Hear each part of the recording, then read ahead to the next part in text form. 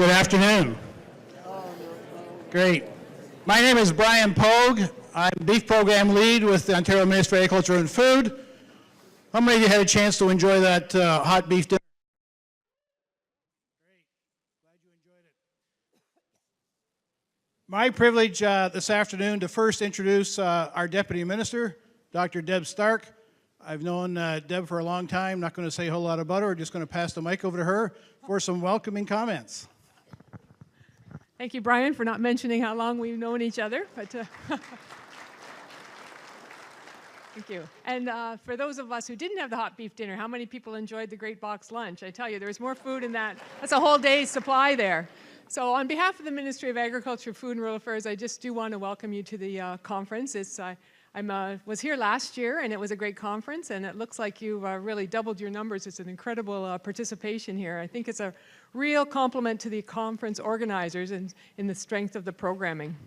I know you've probably had some real challenges trying to figure out which sessions to go to, and I have to really compliment the organizers on thinking about having the youth stream and now the women's stream, which is really well attended over there on the 6th, Rosansky Hall 6. So really good trying to really think about a diverse audience and meet everybody's needs. So could I just have a round of applause for the organizers? They worked really hard at this.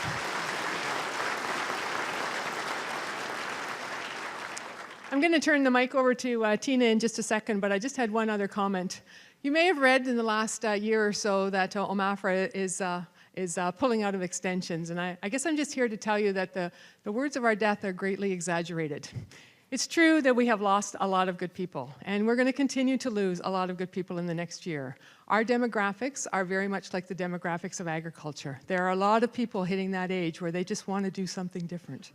But we are recruiting very thoughtfully, very steadily, and with an eye to really thinking about what are the skill sets we need for the next 30 years, not the last 30 years. So you're going to see some really new faces in the room. You're probably hearing some of them today. We've still got lots of tried and true specialists here. And I can tell you, I just want you to know that we've been in the extension business for 128 years, and we're not stopping now. So thank you very much. And I think I will turn the mic over back to Brian. Thanks, Dr. Stark. One of the people that did just recently leave the ministry, I want to acknowledge just for a second at the side over here is Jack Kyle. Jack, just walk out here a second so people can see you. Many people know Jack as the grazier specialist.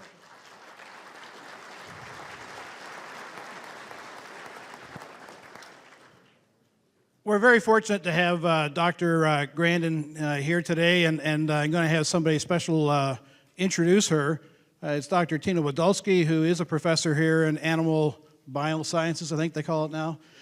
She's also the director for the Center for Animal Welfare, and one of the reasons we're lucky with respect to having her here is that she did her PhD along with Dr. Grandin, so knows her extremely well, and that was one of the comments that the first time I called Dr. Grandin was a few years ago, and it was, you want me to come to Canada in January? Well, I'm glad I'm not in Washington, D.C. right now. Then I explained, a little bit about it was going to be at University of Guelph, and there was Tina and a person who works for our ministry, Penny Lawless, who I don't see her quickly, but knows her extremely well as well. So I'm going to ask Tina to introduce our keynote speaker, please. Thank you, Brian. Good afternoon, everybody. It's really an honor for me to be able to introduce the keynote speaker, Temple Grandin, who is, as Brian said, an old and dear friend and colleague of mine. Temple hardly needs an introduction, as she's pretty well a household name these days. She's a prolific writer. They made an HBO movie about her. She was one of Times in 2010 top 100 influential people. In addition to being a rock star, however, Temple is also highly regarded academic. She's a professor of livestock behavior and welfare at Colorado State University. She holds her master's degree from Arizona State University, a PhD from the University of Illinois, holds honorary degrees from universities all over the world, including University of Guelph. She was awarded a Doctor of Science here, so she's an honorary alumni of UAG. Temple is admired and respected by people from very widely different viewpoints and walks of life. She fills auditoriums with farmers and ranchers and meat processors like here.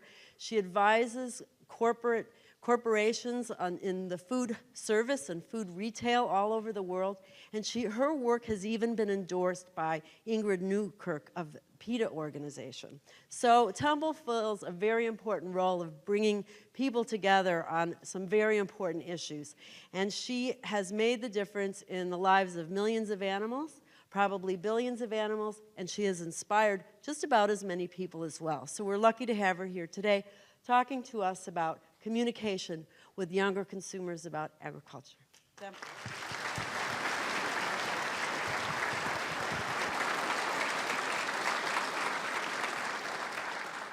Well, it's really good to be here today. Hopefully you can hear me okay. Got a lot of things to talk about. I'm now one of the older generation, and right now on communicating with younger consumers, this is where I feel the generation gap. And I've done a lot of work in my career to improve practices at slaughter plants, cattle handling. Now, the thing that's frustrating is there's a lot of really wonderful stuff that ag has done, but a lot of people don't know about it. We've got to do a better job of communicating with younger consumers. Now, I'm going to show you a bunch of survey data on younger consumers that I think will give some insight. Oh, wait a minute. Whose phone? Should I step on it? You want me to step on it? Okay. Okay. I got mine on vibrate, so I'll just feel it, but I'm not going to answer it. I showed this in my previous talk, and this is improvements that were made in stunning of beef cattle at the meatpacking plant. And when I started out in 1996, only 30% of the plants could shoot 95% on the first shot because they had broken equipment. That's certainly not the case today. And the other thing reminded me of this. I think we got to look at everything we do. If it looked really bad, if this takes a picture of it and puts it up online, you better not be doing it. So if you want to get a stick out and hit the cattle, just don't do that.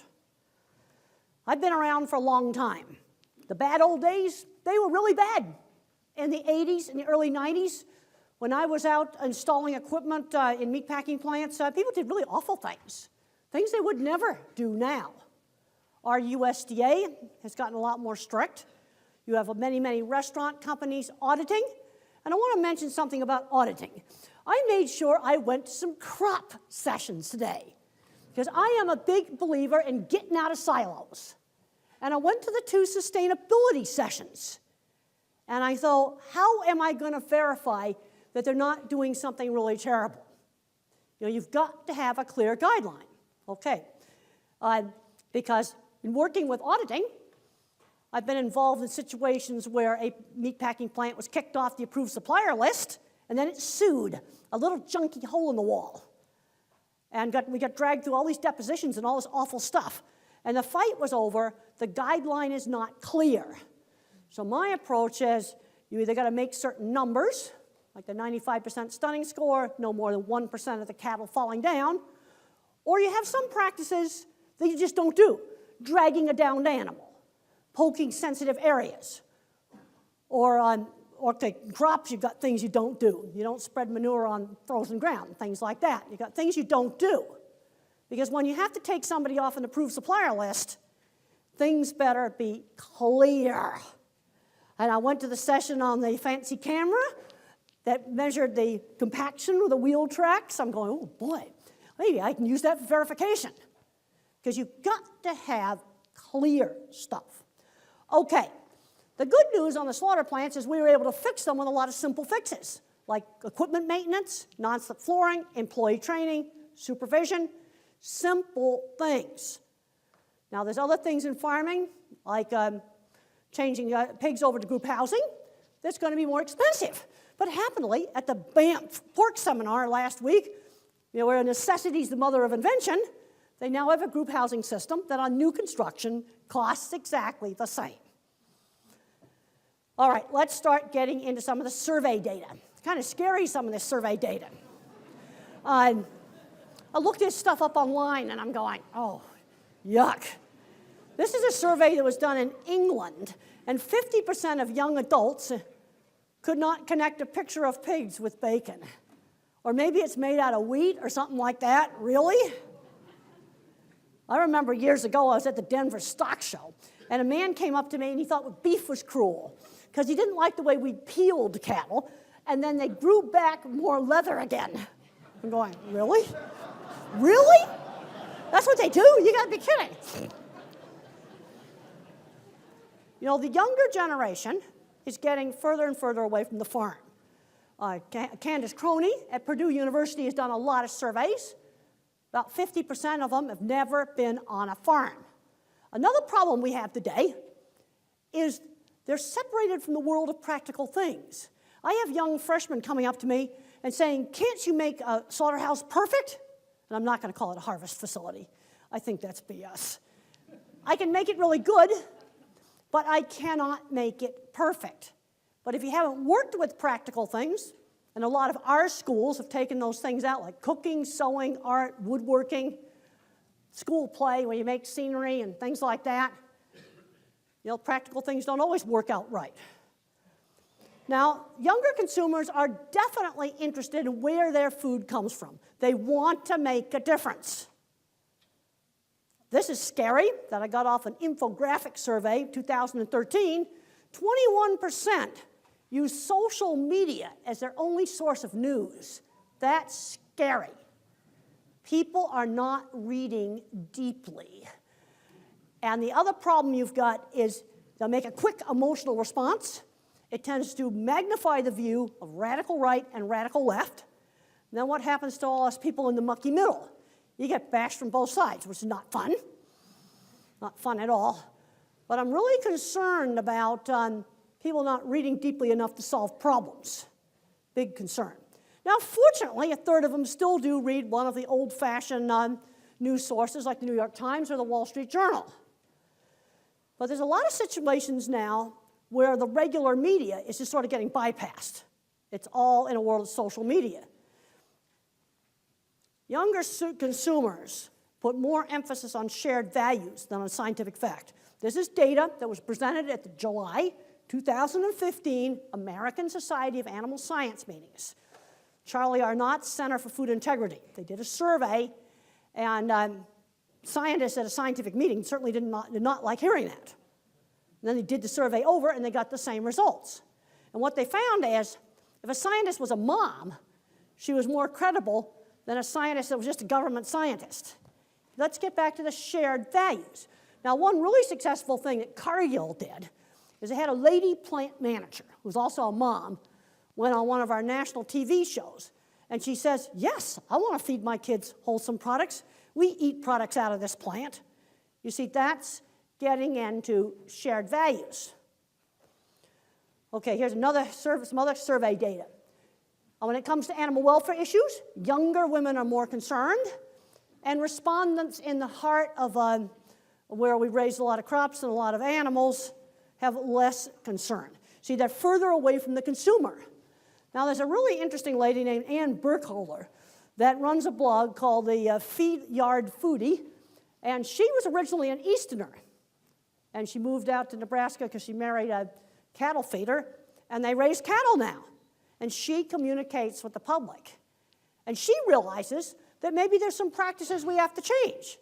But then we have some people in the heartland that are going, oh, we're going to dig our heels in, we're not going to get rid of sow stalls. I've been bashed for that. There's some practices we're going to have to change. But on the other hand, putting every pig outside is simply not going to be practical. Okay, social media effects on communication. You get quick emotional responses. The other problem is the tendency for people to stay in the silos is getting worse. Because we got fewer people that read a big national news source. You know what really discourages me? Is when I open up my science magazines and they got ads in there for arthritis medicine, walk-in showers, you know, a doctor's alert button to hang around my neck. So if I fall down, I can ring 911. That's depressing to me. Don't young people want to read science news? I think that's just terrible. And these are real generational differences in sources of information. Older generation went to trusted news sources. The younger generation, there are some of them that are still going to the trusted news sources. I've talked to a lot of faculty members. I teach a class, and a lot of other people that teach a class that have been doing it for a long time. And what we've observed is there's still about a third of students. Boy, they're the straight A students. They're really good. They're probably looking at the national news. Then we got a lot of others, well, especially ones that used to be that good middle-of-the-road student, they have slipped. Who do they trust? Somebody they can relate to with shared values. We already talked about the scientist that was a mom. Now, how should agriculture deal with it? It needs to become totally transparent. But agriculture, at least in the U.S., has had a tendency that when they get bashed, to just, lock up the doors, keep everybody out. We've got to show everything that we do. Here are some good examples of transparency. Fair Oaks Farm is a big dairy that's outside of Chicago, about an hour's drive from Chicago, where people can go out and visit a dairy farm, and they can also visit Pig Adventure, which is a big indoor pig farm. I'll call it intensive commercial. Some people might call it a factory farm. But a totally slatted indoor pig farm. And they've had, good reactions to this. And I asked them, what is the most common kind of weird question do you get about the pigs? And it is, are those actually pigs? I am not kidding.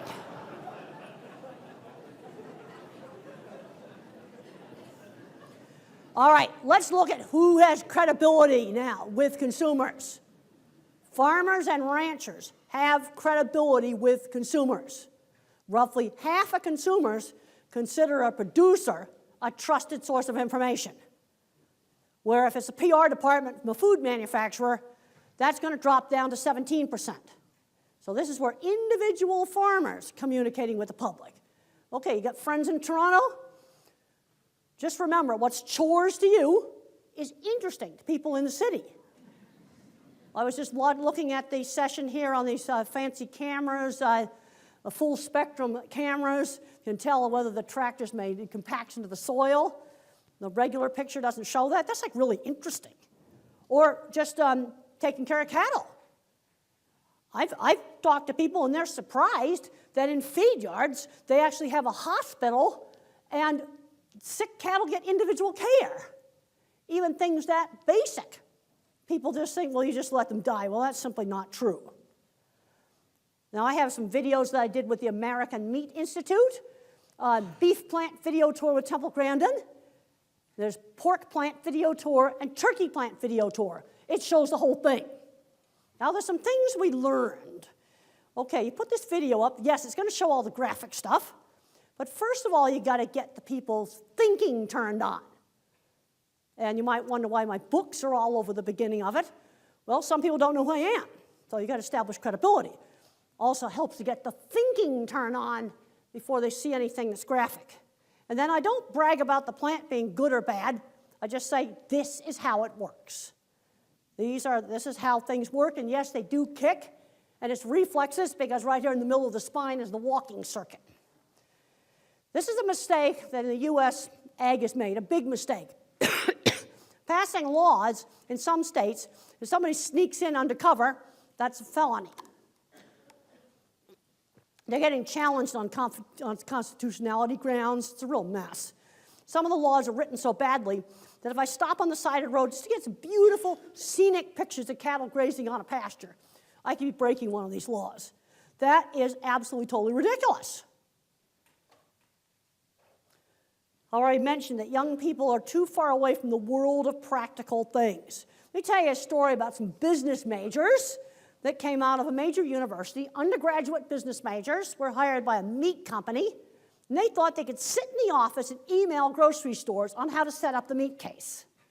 Well, they got a great big fat surprise. They were dragged out of the office, and they had to set up the meat case, and they went and took the pork chops and put them in the case like this. Nobody could even see them. They made them take them all out and do it right. There's a practical world out there, and they're going to become a part of it. All right, let's look at some other survey data.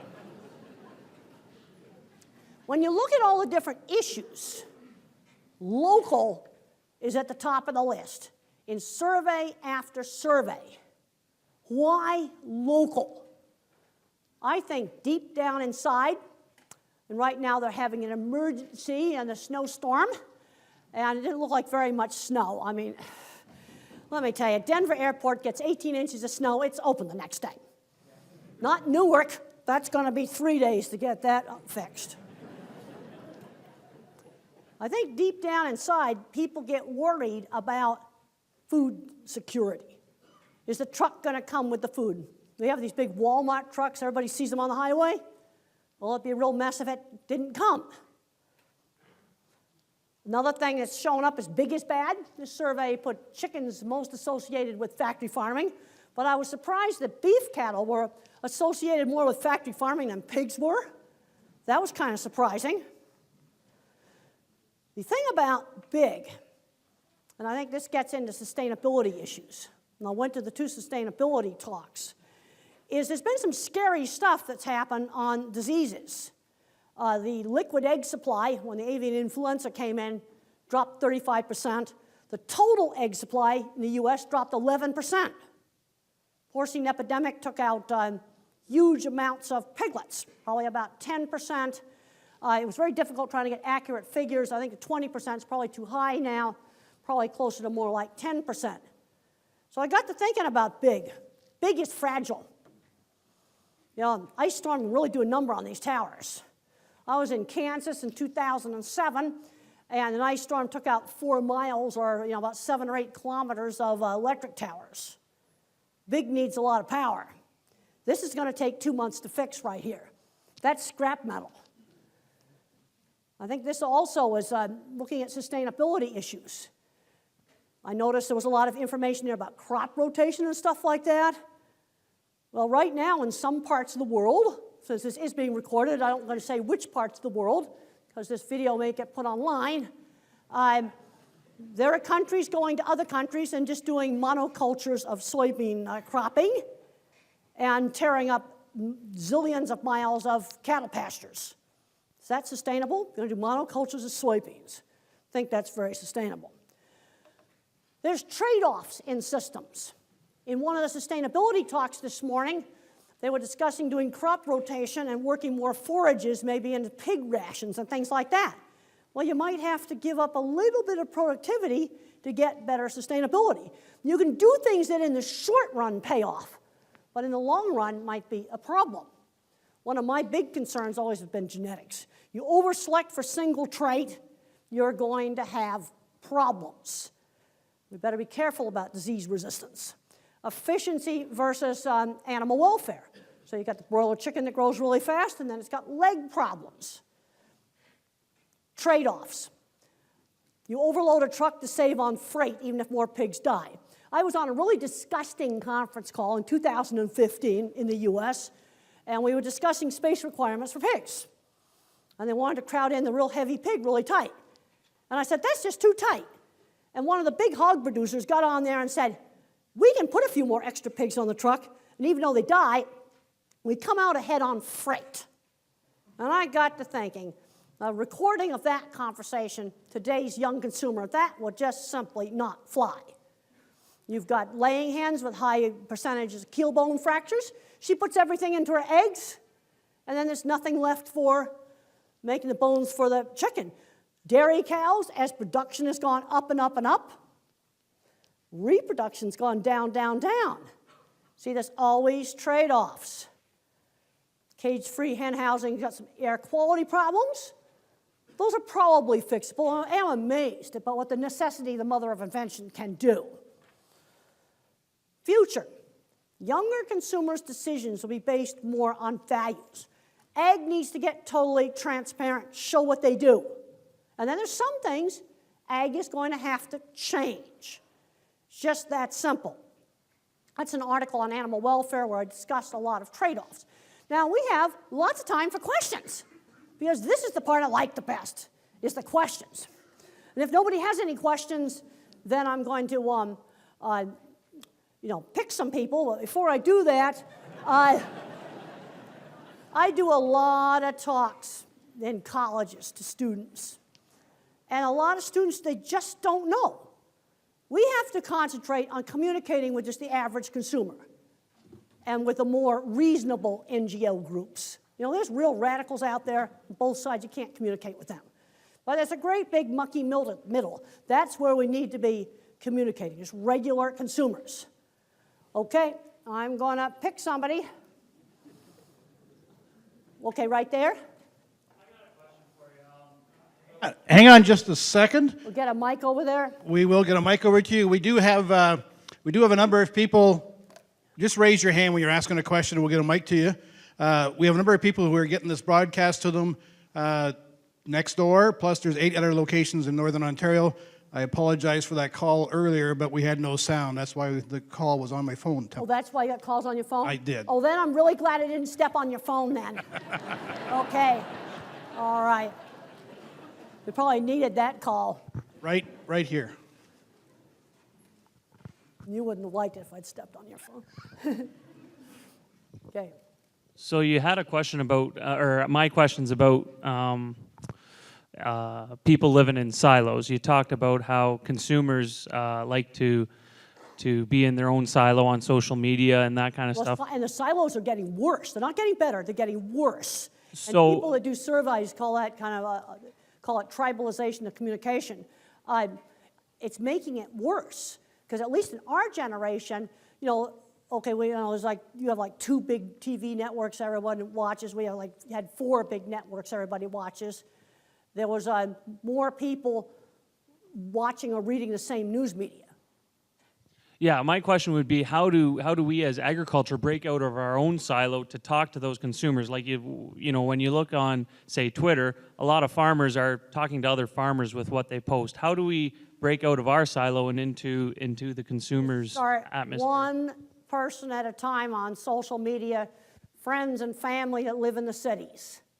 And you show interesting things. Okay, I read about this fancy new total spectrum camera. That's super interesting. And that you're actually doing something to prevent the fields from getting compacted, or just taking care of cattle. Yes, we actually have a hospital for cattle, and we treat sick cattle. Just feeding animals. Things as simple as front-end loaders are interesting to little kids. What's chores to you is interesting to the public. And you just start one person outside the silo at a time, starting with friends and family.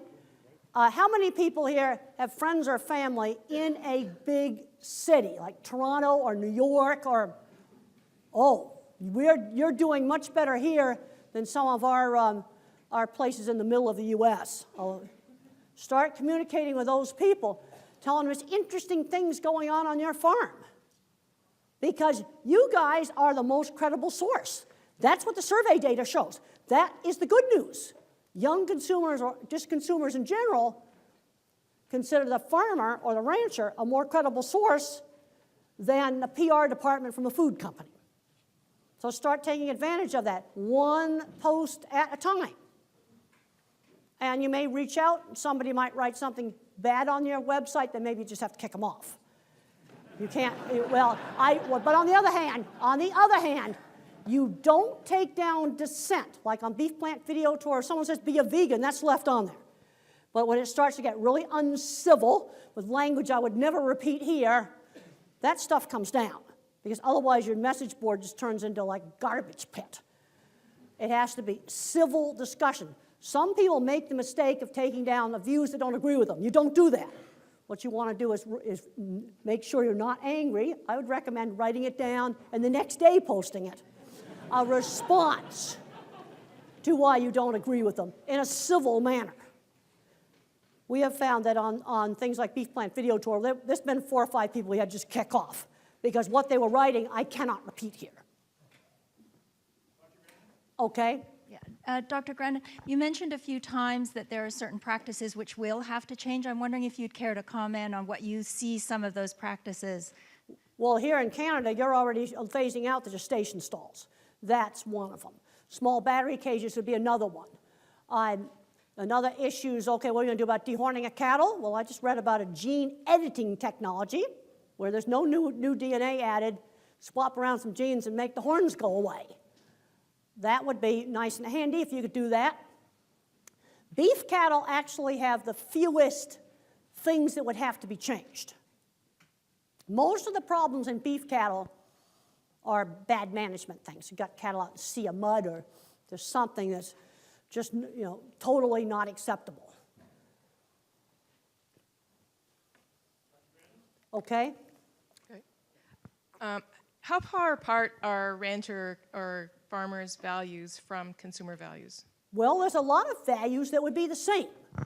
Everybody wants to feed their family wholesome food. All right, that's a value that you can share. The things we raise on our farm, crops or cattle, whatever it is, I feed it to my own family. I wouldn't feed to my own family something that's bad. Okay, that's an example right there of a shared value that everybody should have. Things that you raise, you consume yourself. Yes, we try and upkeep a Facebook on our farm. We were told that if we can reach out and reach 10 people, if everybody does that, we can reach quite a few people. That's right. But it's not that difficult for us, especially if you keep it up on a weekly basis or so.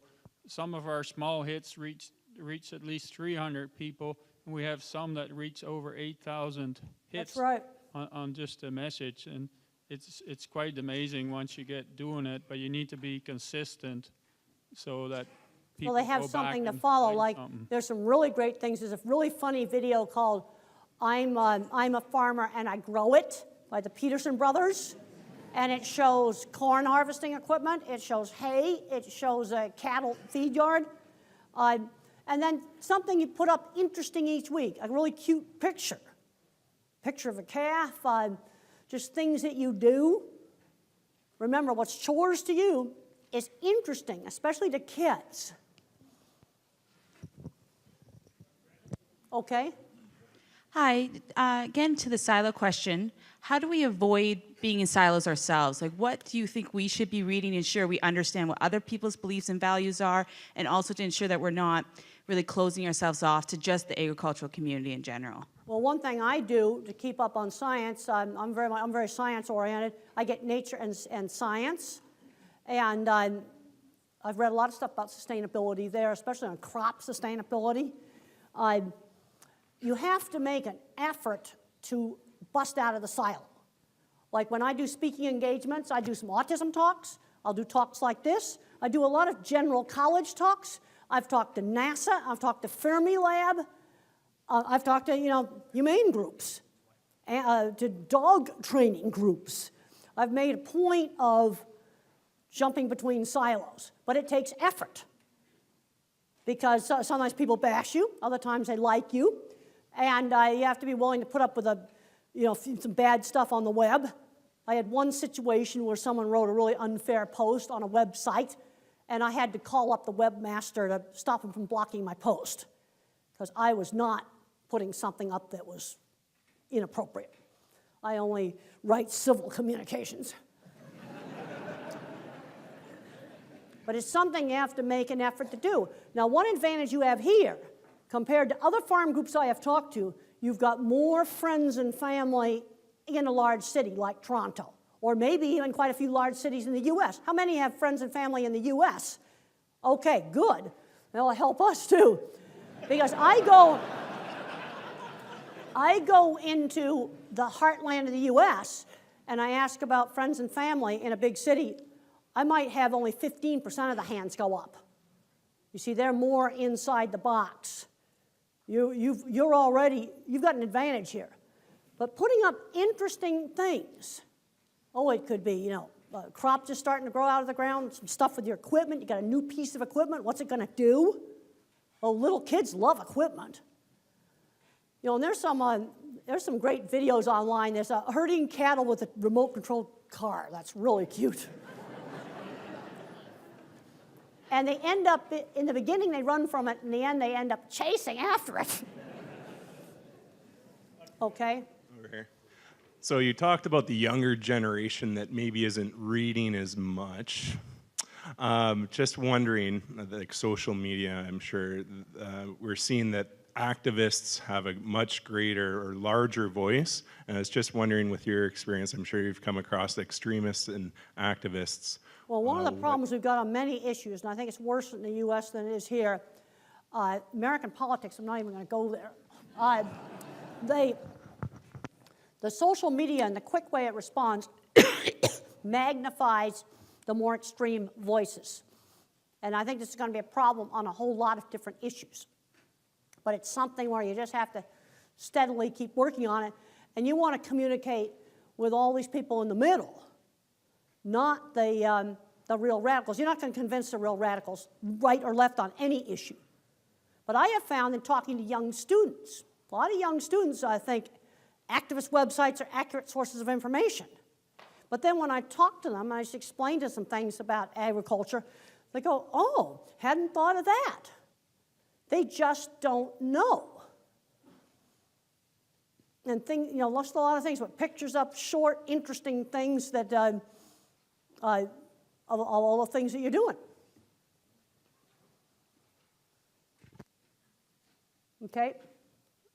I was wondering where you think the consumer's heading, or where are we heading with the topic of GMOs and antibiotics and steroids and all the hot button. One of the reasons why I think GMOs has turned into such a mess is that flew under the radar. And for 10 years, it was in the grain, and nobody knew about it. Consumers don't like surprises. We had a big debacle at home about finely textured meat, which got the very unflattering name as pink slime. Well, in beef, that was not on the label. In turkey, it is on the label. Nobody's going after turkey. Now, I have been in the plants that do both processes. And I like the finely textured beef or the pink slime process a whole lot better than I like the turkey process in terms of how gross it looks. And the other thing I learned, and I didn't jump into this right in the beginning because I didn't know in the beginning, is that if you don't collect the finely textured beef in one of our big plants that does 5,000 cattle a day, that's equal to an entire truck load of cattle worth of beef protein. You see, when you say to the consumer, well, it's zillion million pounds of beef, they don't relate to that. But if you say that that's equal to each plant, and there's like 20 of these big plants, a truckload of cattle that dump every day, and that's a conservative estimate, then maybe we should be collecting that product. Now, it's not a premium product. It should be on the label. And what they do is they take the fat off the beef, and there's little bits of meat on it, put it in a centrifuge, heat it a little bit, spin off the fat, and you got the beef bits. And then there was a concern about the little bit of ammonia they put in it, so you can barely smell it. That company had 1,000 perfect food safety tests. The day that happened, they should have been scanning those and putting them up on a website. But there's a tendency, instead of to fight with just getting your word out there, just retreat. Fortress up and just retreat. I didn't jump into the thing early because our two plants in Colorado just don't happen to make it, so I didn't know enough about it to even know how much meat was being saved. But I was kind of shocked when I made the most conservative estimate. Well, throwing away truckloads of cattle and explaining something, people relate to that better than jillion pounds of meat.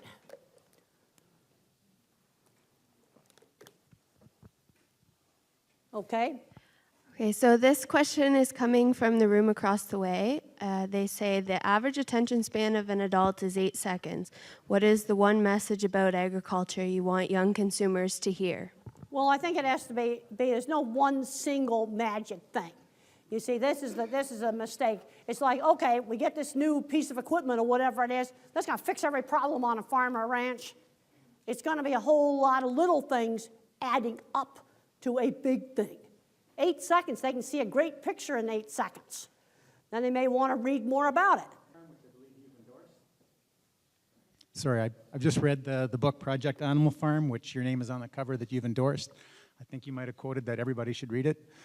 I thought it was an excellent book, too. I'm a dairy farmer, and sometimes I felt maybe her support of pastoral farms, and I was a little offended by that no other farmers would leave their real names except for the organic farmers. Well, I think people need to be leaving their names. Yep. Okay, I've worked on the slaughter plants. I'm proud of the things I've done. And I talk about it all the time. We put this video out. Now, at first, we filmed this video in December, and they sat on it. They were scared to put it up. Then another bad YouTube video came out from an animal activist group with some really bad video of mistreatment of dairy cows at a slaughter plant. And one thing the dairy industry's got to stop doing is bringing half-dead dairy cattle into the slaughter plant. That's got to stop. That's on the must-get-stopped list. And so when this video came out, I called up Janet Riley, who's the PR department for the American Meat Institute, which is now the North American Meat Institute. And I said, Steve Jobs never asked permission to do stuff. I'm giving you a new name, Janet. You're Janet Jobs, and you know what you're doing this weekend? You're posting. And are you going to ask permission? Of course not. And she posted. You know, there's a point where you got to do it. And we're really glad that we did it. I'm proud of the stuff I've done, and we need to be showing good things we've done. Well, I actually contacted the author, and she emailed me back. Okay, and she good. asked me to post on our Amazon site, and so I read all the postings, and there's 57. 2 of them were farmers in denial, and the rest were consumers. That's the problem. Okay, you said it right there. We've got to be getting, and the farmer, what the research is showing is that the most credible source of information to consumers is farmers and ranchers. That would include crops, too. You know, the people that actually produce the product. Say, yes, and I feed this to my own family. That's the shared values. But we got to get the message out. And well, that's the reason why, and we got to get the message out in the U.S., too. But one advantage you guys have here, you've got a lot more ties to people in the big cities than some of our big farming areas do. And another interesting thing, when you look at, okay, which companies decided in the U.S. to voluntarily start phasing out the station stalls? Why Smithfield? Well, I think you can get some insight from looking at the map. Look at where their corporate office is located. Really close to population centers. Look at where the corporate offices are located of other companies, far away from population centers. That may have had something to do with it. Okay? So something that I've noticed a lot lately is big companies like Walmart and McDonald's and A&W making announcements that they're transitioning to like cage-free eggs, GMO-free, antibiotic-free, and that's based on pressure from maybe 5% of really vocal consumers. So how can we as farmers get our message across to them that they don't have to give in to these? All right, let's just take something like antibiotics. Your organic rules actually allow some treatment of sick animals.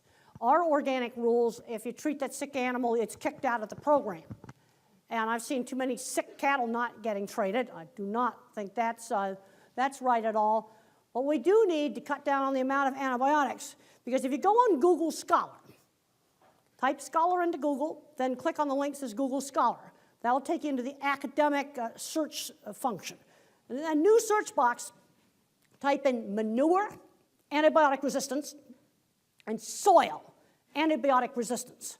I found scary papers about antibiotics in the animal's manure doing transfer resistant stuff in the soil.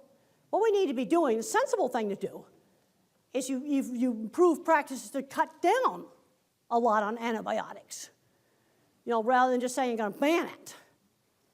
The GMO thing, there's a point where you're going to have to explain, well, there's certain GMOs that help you do no-till farming.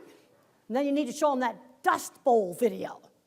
I watched that. I knew the Dust Bowl was bad. I had no idea how bad it was until I watched those old newsreels of what the Dust Bowl in Oklahoma was like. It was an absolute atrocious mess. Okay. You've spoken about the benefit that we have in terms of reaching out individual by individual with relationships and basing it on our personal relationships, but many farmers are also actually business people who have relationships with along the supply chain or the value chain with other businesses. And I didn't know if you had any advice in terms of how to build partnerships with other organizations or businesses to get the message out, either in terms of who should be partnered with or how you would actually go about building Well, one of the that things relationship. might be go to some other conferences, do things to get out of the silo. Another problem with a lot of young people today, they don't like to use the phone. And I've found a lot of times when I've had to talk to somebody we may not agree, it was easier doing it on the phone. You know, you write back and forth on email or something and get mad. You know, there's a point where you might want to just get on the horn and call somebody. And you can agree to disagree on some things, and you can have other areas where you agree. You know, there's people, I talked to an animal activist, yeah, we have to agree to disagree on veganism, but there's other things where we would have the same values. So you can say, okay, we won't talk about veganism, but we'll talk about sort of sensible code of practice or something like that. And then there's people on the far fringes that you can't communicate with. And they're getting a very, very big voice on the internet. Okay?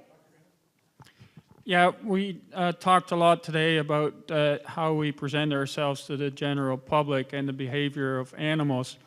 But if we, I'll have to say I'm an organic farmer and I'm not shy to admit it, but if we provide the environment to our animals to give them the care they need and give them the space they need, we can greatly reduce the incidence that they get sick or require antibiotics. And I don't know if I missed that today or not, but that's worthwhile mentioning, that if we provide the environment that allows the animals to flourish, that the need for assisted aids in treatment is greatly reduced. Well, and on a pig farm, for example, keeping things clean. And it's very interesting, at this Banff Pork Congress, some data was presented that when Denmark decided to drastically cut down feeding of antibiotics, sick pigs went up. And then they started working on better production practices. Then those sick pigs went down to lower than what they were before they started, because they had to replace management in the bottle with management with things like sanitation and just good production practices. You know, that's what they did. The other thing is, I think big ag can learn something from the organic sector. The organic sector might learn some things from big ag. Things aren't so simple. Really interested in all the sustainability stuff. I'm reading about crop rotation. I'm beginning to see it. I'm not an expert on crops, but I want to know enough about it so what are policies that are sensible? Monocultures of soybeans in another country that have rented the land in that country, that's not a sustainable practice. That's going on right now. That just happened in the last couple of years. I really liked some of these sustainability things I went to. Both sides need to stop bashing each other. I learned a long time ago in my career, sell your own product instead of trashing the competition. Time for a couple more questions. Well, I hope I've made you guys think.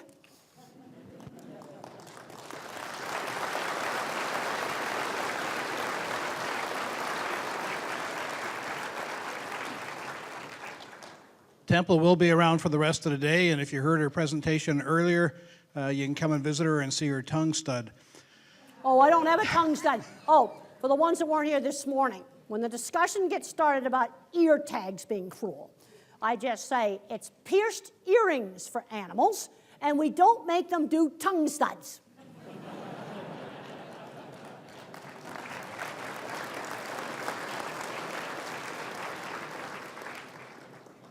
I would encourage everybody that when you do get an email coming to you after the conference with respect to a survey, that you please complete that and give the organizing committee some feedback and some ideas on what we might do another year. Thank you very much for attending the session.